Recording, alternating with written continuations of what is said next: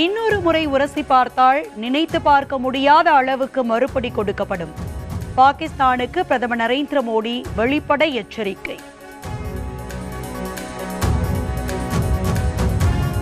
தமிழ்நாட்டை உலுக்கிய பொள்ளாச்சி பாலியல் வன்கொடுமை வழக்கில் அதிரடி தீர்ப்பு.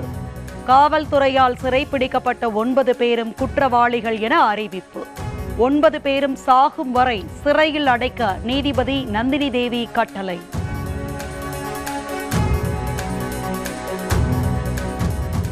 குற்றவாளிகளின் கூடாரத்தை பாதுகாத்த அதிமுக சார்கள் வெட்கி தலை குனியட்டும்.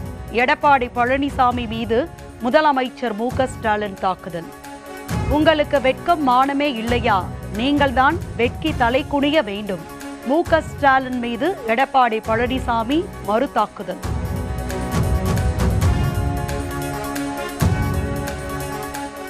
வீடு எவ்வளவு முதன்மையானதோ அதே அளவுக்கு வீட்டுக்கான பட்டாவும் முதன்மையானது.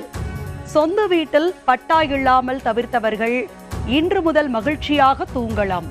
பட்டா வழங்கும் விழாவில் துணை முதலமைச்சர் உதயநிதி பெருமிதம்.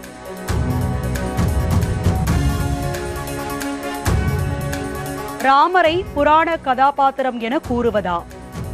சனாதனிகளை புண்படுத்திவிட்டார் ராகுல் காந்தி. மே 19ஆம் நாள் விசாரணை நடைபெறும் என வாரணாசி நீதிமன்றம் அறிவிப்பு.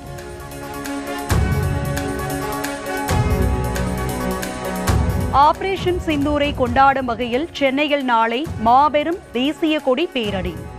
பாஜக தலைவர் நயினார் நாகேந்திரன் அறிவிப்பு.